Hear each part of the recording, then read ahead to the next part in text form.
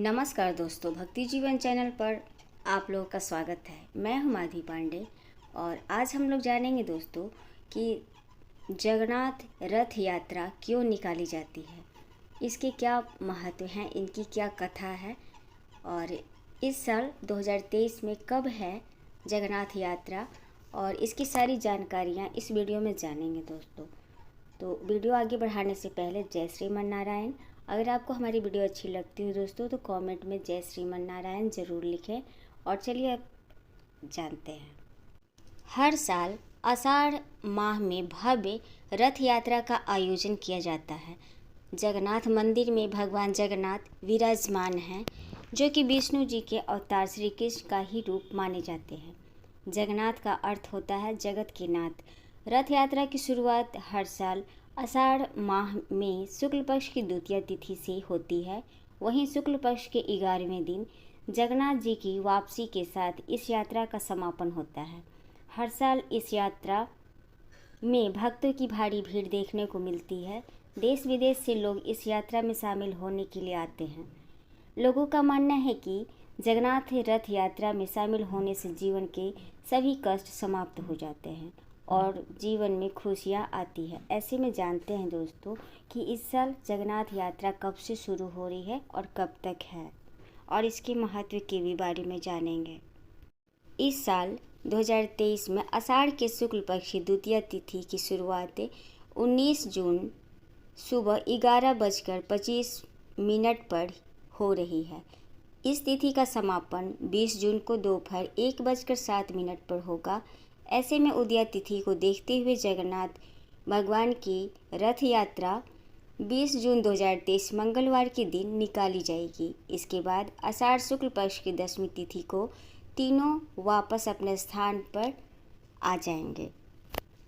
अब जानते हैं क्यों निकाली जाती है ये यात्रा जगन्नाथ भगवान का। हर साल आषाढ़ माह में शुक्ल पक्ष की द्वितीय तिथि को भगवान श्री कृष्ण के बड़े भाई बलराम और छोटी बहन सुभद्रा के साथ अपनी मौसी गुंडीचा के घर जाते हैं। इस दिन इन्हें 3 अलग अलग रथों पर सवार होकर जाना होता है। इनके साथ तीनों को रथ यात्रा के जरिए उनकी मौसी के घर यानी गुंडीचा मंदिर में ले जाया जाता है। विश्व प्रसिद्ध जगन्नाथ रथ यात्रा का बहुत ही अधिक महत्व है। जगन्नाथपुरी को मुक्ति का द्वार कहा जाता है। हर साल इस रथ यात्रा में देश विदेश से लाखों श्रद्धालु शामिल होने के लिए आते हैं। कहा जाता है कि इस यात्रा में शामिल होने से हर किसी को जो शामिल होते हैं उनके जीवन में बहुत सारी खुशियाँ आती हैं, उनके जीवन के सारे कष्ट दूर हो जाते हैं। मान्यता है कि जो लोग इस रथ यात्रा में शामिल होकर जगन्नाथ जी के रथ को खींचते हैं उन्हें 100 यज्ञों के बराबर फल प्राप्त होता है। इस यात्रा में शामिल होने वाले को मोक्ष की प्राप्ति होती है। पुराणों में वर्णन है कि आषाढ़ मास में पूरी तीर्थ में स्नान करने से सभी तीर्थों के दर्शन का पुण्य फल प्राप्त होता है और भक्त को शिवलोक की प्राप्ति होती है। जबकि रथ यात्रा के पीछे का पौराणिक मत यह है कि स्नान पूर्णिमा यानी ज्येष्ठ पूर्णिमा के दिन जगत के नाथ श्री जगन्नाथपुरी का जन्मदिन होता है। उस दिन प्रभु जगन्नाथ को बड़े भाई बलराम जी तथा बहन सुभद्रा के साथ रथ सिंहासन से उतारकर मंदिर के पास बने स्नान मंडप में ले जाया जाता है। 108 कलशों से उनका शाही स्नान होता है।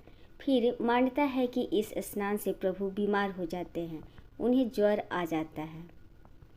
तब 15 दिन तक प्रभु जी को एक विशेष कक्ष में रखा जाता है जिसे ओसर घर कहते हैं। इस 15 दिन की अवधि में महाप्रभु को मंदिर की प्रमुख सेवकों और वैद्यों के अलावा कोई और नहीं देख सकता।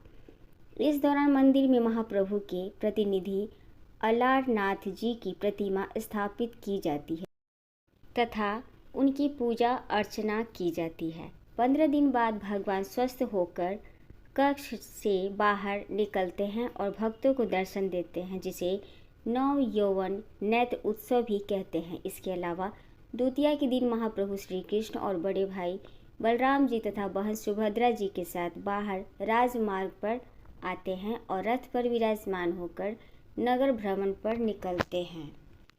एक जगन्नाथ भगवान की कथा है दोस्तों, वो भी सुन लेते हैं। पहली कथा तो बहुत सारी है, लेकिन एक अभी सुना रही हूँ।